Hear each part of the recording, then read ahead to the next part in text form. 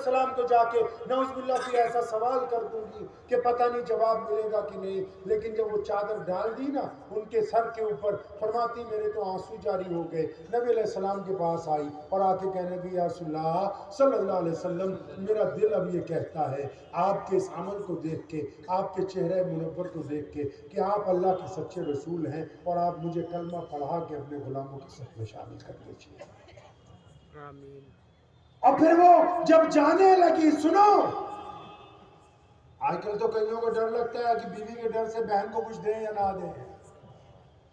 وہ جب واپس جانے لگی ہے تو پیارے پیغمبر علیہ السلام نے ساز و سامان منگوایا، سواریاں منگائیں. فرمایا بٹیا کیا خواہش ہے؟ یا رسول اللہ صلی اللہ علیہ وسلم میرے ساتھ جتنے میرے سپاہی تھے سب کو رہا کیجئے. فرمایا سب کو صرف رہا ہی نہ کرو، ان کو نئے کپڑے دو، لباس دو. بیت المال کو حکم جاری ہو گیا، نئی سواریاں، نیا ساز و سامان. کیونکہ نبی علیہ السلام نے ہمیں یہ درس دینا تھا کہ قیامت تک کے لوگوں اس بات کو سمجھ لو کہ جب بیٹی اپنی ہو یا پرائی، جب گھر آ جاتی ہے اس کو جب رخصت کیا جاتا ہے تو خالی ہاتھ واپس نہیں بھیجا جاتا ہے، خالی نہیں بھیجا جاتا. پیارے نبی علیہ السلام مسجد نبی میں تشریف فرمائے.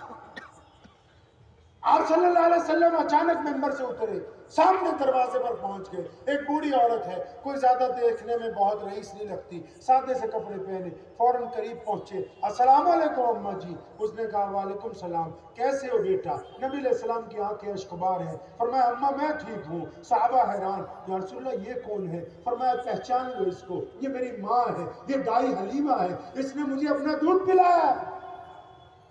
اپنی رحمت والی چادر اس مسند میں بچھائی جس پر بیٹھتے ہیں، تاکہ ان کو بتانا ہے قیامت تک کہ جب مائیں گھر پر آ جائیں تو ان کی عزت کھڑے ہو کے کی جاتی ہے، ان کی تقریب میں سب سے قیمتی شے ان کے لیے بچھائی جاتی ہے. اور پھر پوچھا ہے اپنی اس ماں سے جس نے صرف دودھ پلایا ہے کہ فرمایا اماں جی مدینے میں رہنا چاہتی ہیں تو گھر لے دیتا ہوں، خادمائیں رکھ دیتا ہوں، میں خود موجود رہوں گا. فرمایا نہیں بیٹا، میں قبیلہ بنو سعد میں واپس جاؤں گی.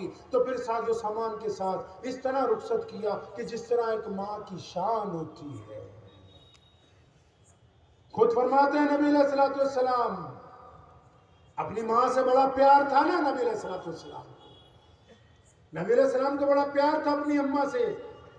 ایک دن نماز کے لیے کھڑے ہوئے بلال نے تکبیر کہہ دی، پلٹ گئے، اپنے صحابہ کی طرف دیکھا. فرمایا میرے صحابہ، یہ بلال نے تکبیر کہہ دی ہے. میں اللہ کی طرف چہرہ کر لیتا قبلے کی طرف، اور میری ماں اگر زندہ ہوتی سیدہ آمنہ اور وہ حجرے میں ہوتی اور مجھے آواز دیتی محمد، فرمایا تو پھر میں پہلے نماز چھوڑ کے نہ اپنی ماں کے پاس جاتا. ان کو بتانا تھا کہ ماں کو گالی دے کے مسجد میں جاؤ گے نماز پڑھنے کے لیے، وہ نماز ہونے والی ہے نہیں. پیارے پیغمبر نبی علیہ السلام آرام فرما ہے جنگ یرموک سے واپسی کے موقع پر. جنگ یرموک سے واپسی کے موقع پہ آرام فرما ہے. انس بن مالک رضی اللہ تعالیٰ عنہ پہرے پر موجود ہیں اور کیا